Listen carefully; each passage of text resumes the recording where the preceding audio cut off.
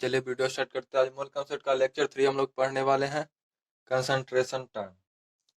तो concentration term में हम लोग पढ़ते हैं सॉल्यूट, सॉल्वेंट और सॉल्यूशन को। तो सॉल्यूट और सॉल्वेंट को जब हम लोग ऐड करते हैं तो हम लोग का सॉल्यूशन मिलता है। ठीक है, तो एक को सॉल्यूशन को हम लोग सॉल्वेंट बोलते हैं। सॉल्वेंट का मतलब वाटर, H2। तो कंसंट्रेशन टर्म होता क्या, ये हम लोग जानते हैं पहले। तो the term concentration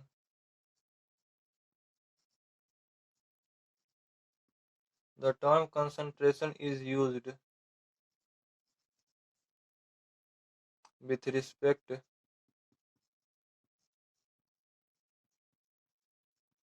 the term concentration is used with respect to the amount of solute present in solution।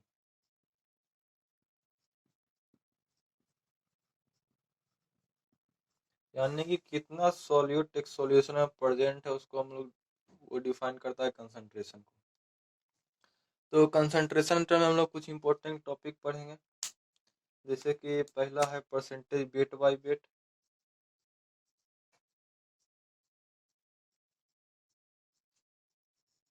Percentage weight by wait.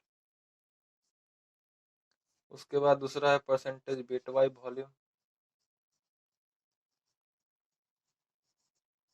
Percentage weight by volume. उसके बाद हम लोग तीसरा देखेंगे percentage volume by volume. Percentage volume by volume. Fourth part हम लोग का है पार्ट्स पर मिलियन। पार्ट्स पर मिलियन, जिसको हम लोग ppm कहते हैं। ठीक है, इसके बाद हम लोग पांचवा देखेंगे पार्ट्स पर बिलियन।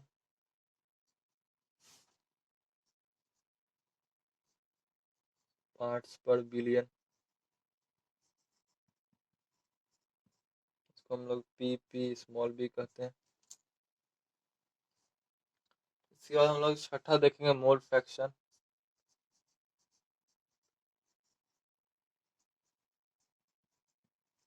जिसको हम लोग काई से डिनोट करते हैं। मोल फ्रैक्शन के बाद हम लोग आगे देखेंगे मोलरिटी। एक टर्म और आता है हम लोग का सातवां, strength of solution. Strength of solution,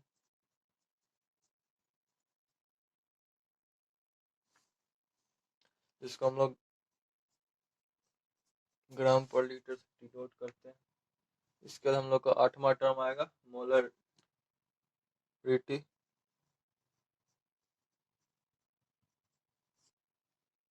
molarity के बाद नौवां आता है हम लोग का मोलरिटी। मोलरिटी हम लोग 2 केस देखेंगे, जो 4 केस होता है, कोशिश करेंगे पूरा करने का। हम लोग का आता है मोलरिटी। उसके बाद हम लोग का लास्ट आता है volume strength of H2O solution. तो आज हम लोग को इतना पढ़ना है, ये सब कंसंट्रेशन टर्म के अंदर पढ़ा जाता है। तो हम लोग एक बाय एक करके पढ़ेंगे। सबसे पहले हम लोग परसेंटेज वेट बाय वेट पढ़ेंगे, उसके बाद परसेंटेज वेट बाय वॉल्यूम, फिर वॉल्यूम बाय वॉल्यूम, इसी करके हम लोग आगे बढ़ेंगे। तो हेडिंग डाल लीजिए आप लोग, परसेंटेज वेट बाय वेट। तो देखिए परसेंटेज वेट बाय वेट में होता क्या है।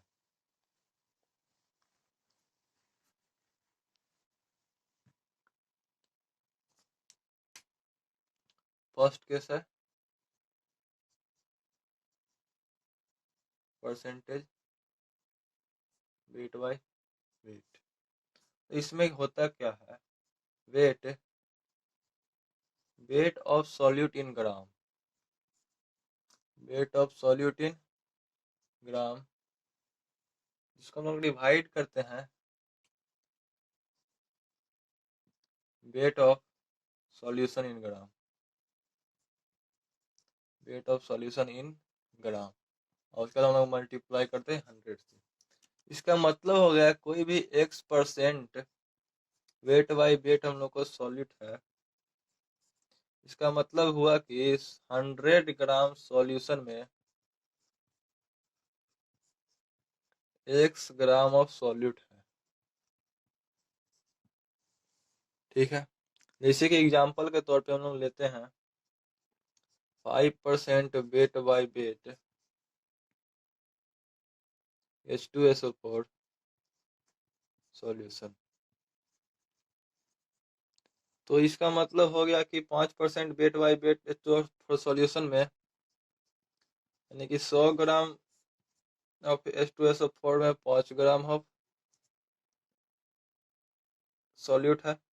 100 ग्राम सॉल्यूशन में 5 ग्राम सॉल्यूट है।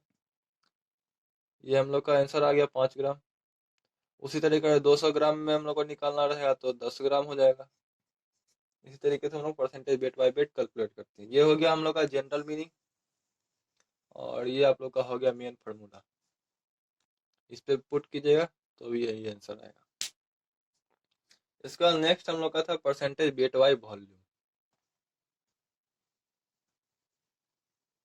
नेक्स्ट हम लोग का percentage weight by volume.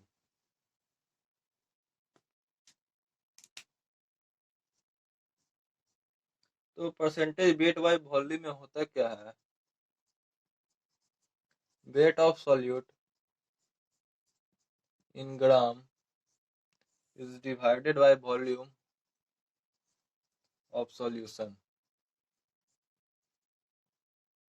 in ml, यानी मिलीलीटर में, मल्टीप्लाई बाय 100। तो इसका मतलब हो गया x% वेट बाई वॉल्यूम में 100 ml सॉल्यूशन में x ग्राम सॉल्यूट है। ठीक है,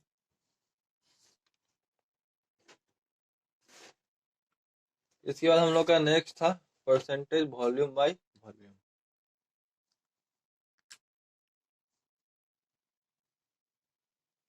नेक्स्ट क्वेश्चन है percentage volume by volume.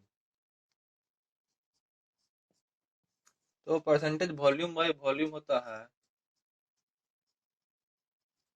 Volume of solute in millilitre is divided by volume of solution in milliliter into 100। इसका मतलब हो गया x% volume divided by volume में 100 ml सॉल्यूशन में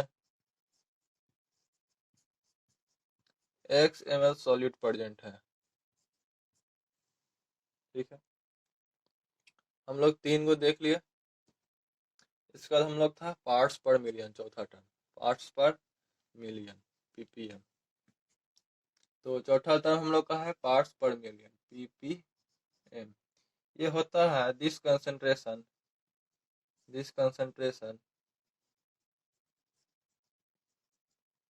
this concentration term is used when solute is present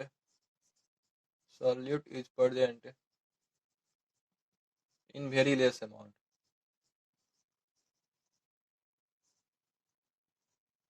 ये concentration term का use होता है जब सॉल्यूट कम अमाउंट में प्रेजेंट रहता है तो हम लोग यूज करते हैं। तो इसका फार्मूला हो गया parts of solute is divided by parts of solution. और यहाँ पे मिलियन है तो मल्टीप्लाई करेंगे हम लोग 10⁶ से, यानी कि x ऑफ ppm में 10⁶ ग्राम सॉल्यूशन में x ग्राम सॉल्यूट है। ठीक है, इसका हम लोग का था पार्ट्स पर बिलियन। नेक्स्ट हम लोग का है पार्ट्स पर बिलियन ppb। ठीक है, तो ये होता है parts of solute is divided by parts of solution. Into 10⁹ ये हो गया हम लोग का पार्ट्स पर बिलियन। इसके बाद हम लोग का नेक्स्ट था मोल फ्रैक्शन। नेक्स्ट हम लोग का मोल फ्रैक्शन 5 देख लिए हम लोग। हम देखेंगे छठा मोल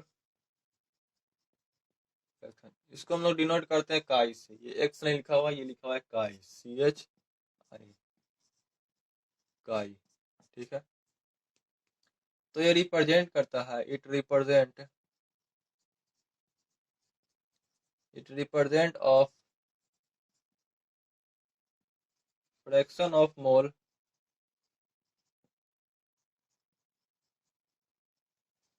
प्रेजेंट इन सॉल्यूशन। तो ये बताता है ये कितना फ्रैक्शन ऑफ मोल प्रेजेंट है सॉल्यूशन में। यहाँ पे हम लोग सॉल्यूट को ए से डिनोट करेंगे, सॉल्वेंट को बी से। यहाँ हम लोग chi of A plus chi of B जब निकालेंगे तो हम लोग का 1 आएगा हमेशा। यानी कि chi of A is equal to होता है number of moles present in A divided by number of moles of A plus number of moles of B. और हम लोग काई ऑफ बी जब निकालेंगे तो number of moles of B divided by number of moles of A plus number of moles of B. ये दो को याद रखिएगा। और ए का बोलेगा तो इस तरह के, यानी कि सॉल्यूट का बोलेगा तो हम लोग इस फॉर्मूला से निकालेंगे, सॉल्वेंट का बोलेगा तो इस फॉर्मूला से निकालते हैं। आगे हम लोग का 7वां टर्म है स्ट्रेंथ ऑफ सॉल्यूशन।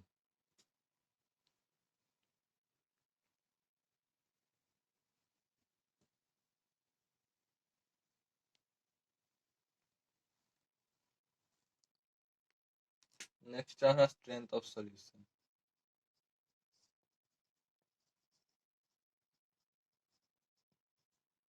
तो स्ट्रेंथ ऑफ सॉल्यूशन रिप्रेजेंट करता है amount of solute in gram present in 1 litre of solution. यानी कि 1 लीटर सॉल्यूशन में कितना अमाउंट ऑफ सॉल्यूशन प्रेजेंट है, सॉल्यूट प्रेजेंट है। तो इसको लिख सकते हैं,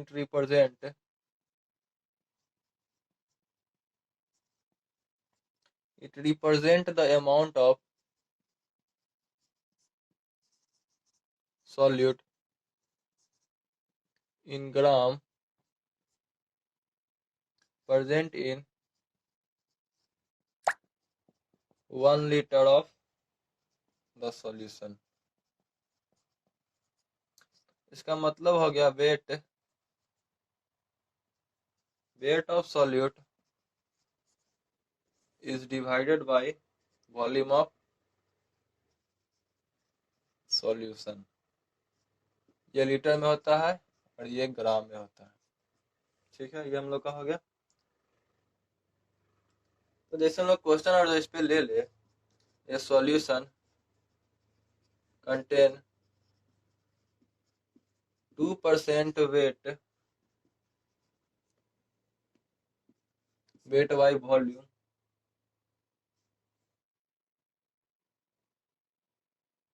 तो कैलकुलेट यहाँ पे हम लोग करेंगे strength of solution. Calculate strength of solution. तो जैसे 100 ml में 2 ग्राम होता है, तो 100 ml का मतलब हो गया 2 इंटू 10। 100 ml में 2 ग्राम होता है, तो 1000 ml में 2 इंटू 10 यानी कि 20 ग्राम हो गया। तो यानी 20 ग्राम सॉल्यूट प्रेजेंट है सॉल्यूशन में। अगला टर्म हम लोग का बहुत इंपॉर्टेंट है मोलरिटी।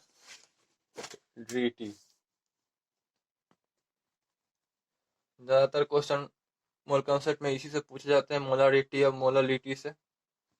वेपर डेंसिटी में भी इसका यूज होता है, मोलरिटी का। तो हम लोग का 8वां टर्म जो है वो है molarity.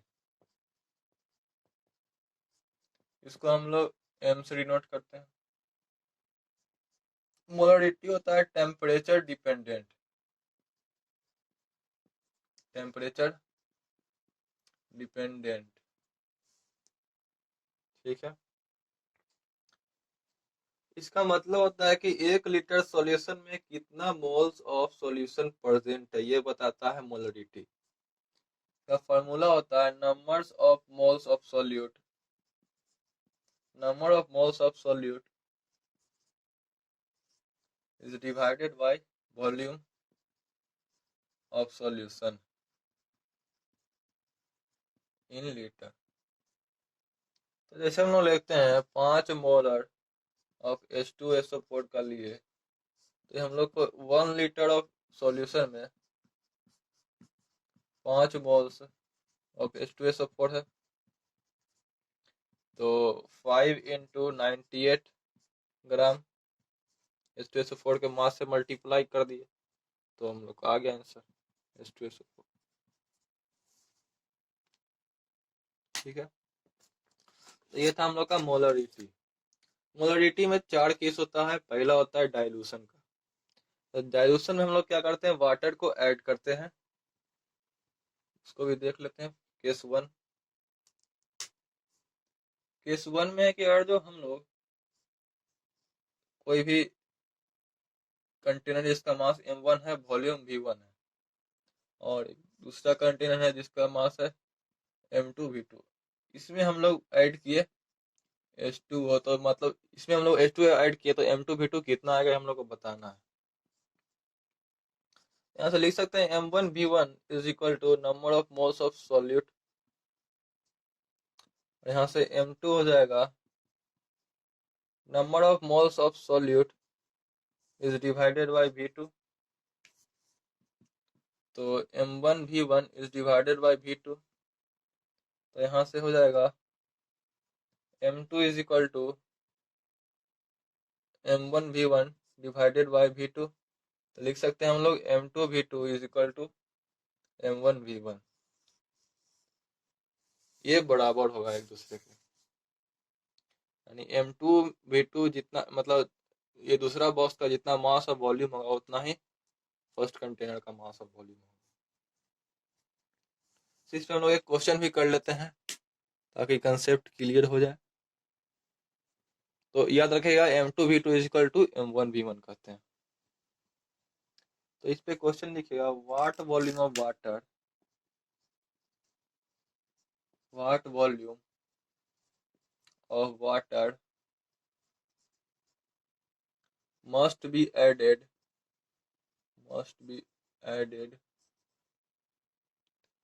in 200 ml of 0.01 molar H2SO4 solution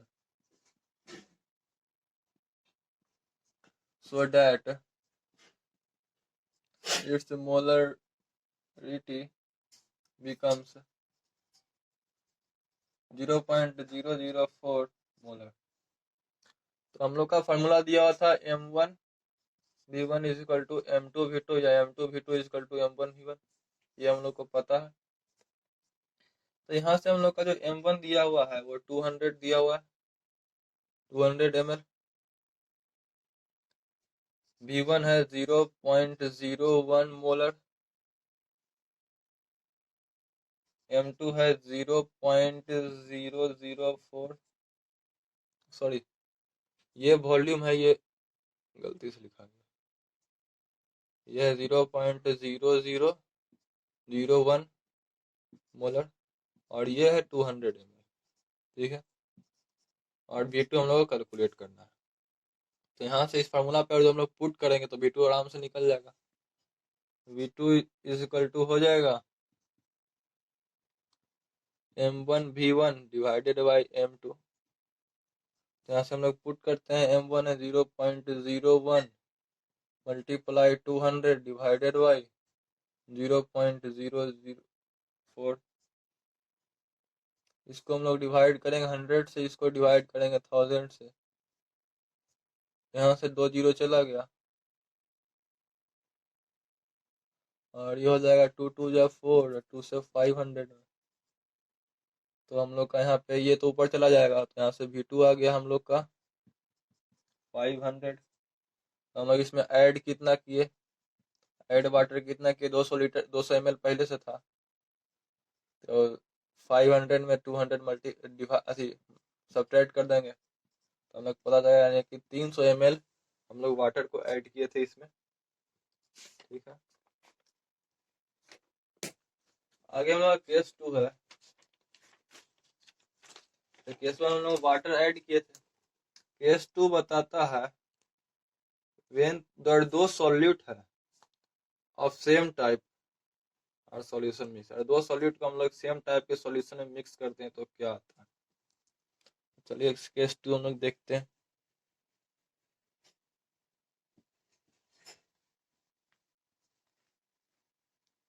molarity का केस 2 होता है when two solute of same type are solution mixed।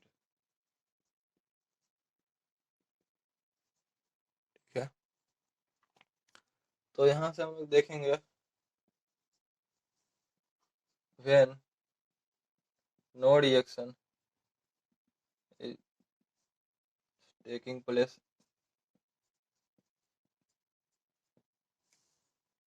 क्योंकि सॉलिड दो तरह का सॉलिड को हम लोग एक ही तरह के सॉल्यूशन में मिलाए हैं तो रिएक्शन तो होगा नहीं।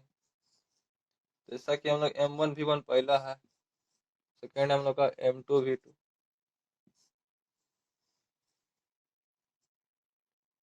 ये M3 हम लोग को निकालना है, ये होगा V1 प्लस V2। इसमें हम लोग मिला दिए दोनों को, तो यहाँ से M3 जो हम लोग का आएगा, number of moles of solute is divided by V1 plus V2। तो number of moles of solute कैसे लिखेंगे हम लोग, M1V1 plus M2V2 is divided bye V1 plus V2 कर देंगे तो हम लोग का आ जाएगा। तो ये था हम लोग का सेकेंड केस। अब जैसे हम लोग का थर्ड केस इसमें होगा नॉन रिएक्टिंग सॉल्यूशन, यानी कि नॉन रिएक्टिंग सॉल्यूशन जब हम लोग मिक्स करते हैं तो क्या आता है, उसको भी देख लेते हैं हम लोग। केस थर्ड,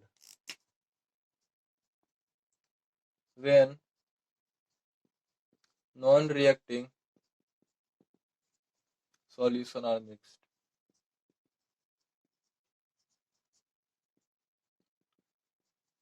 अगर हम लोग नॉन रिएक्टिंग सॉल्यूशन मिक्स करते हैं तो क्या होता है।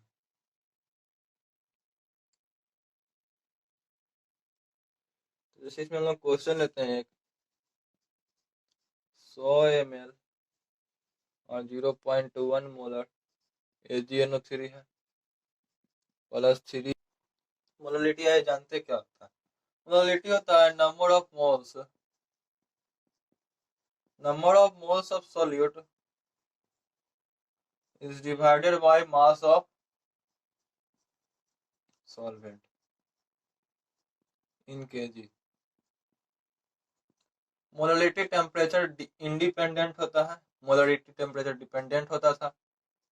Molarity temperature independent.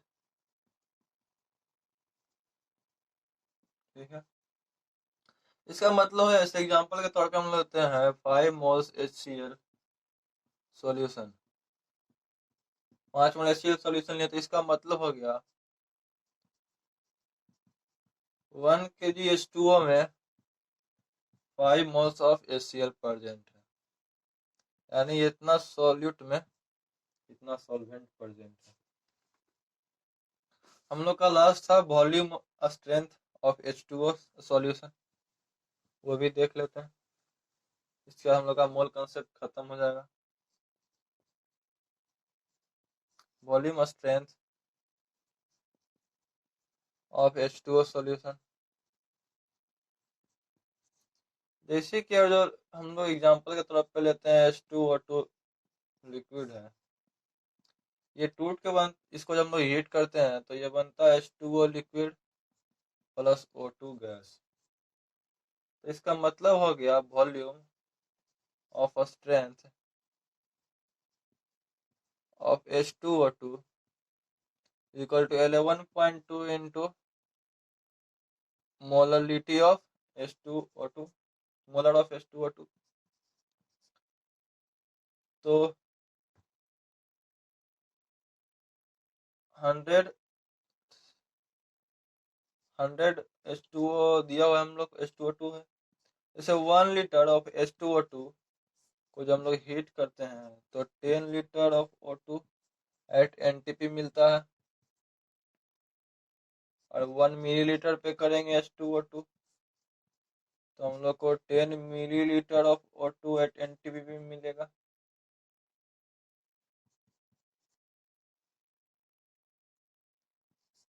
Ten volume of H2O2 हम लोग के पास है, ठीक है। तो अगर जब हम 1 लीटर पे करते हैं H2O2 को हीट तो 10 लीटर O2 मिलता है, और 1 मिलीलीटर पे 10 मिलीलीटर मिलेगा। तो अगर जो हम लोग एक चीज और लिख लेते हैं यहाँ पे समझने के लिए, 5 वॉल्यूम H2O का दे दिया था, यानी H2O2 का, तो 1 लीटर ऑफ H2O2 है, उसमें 5 लीटर ऑफ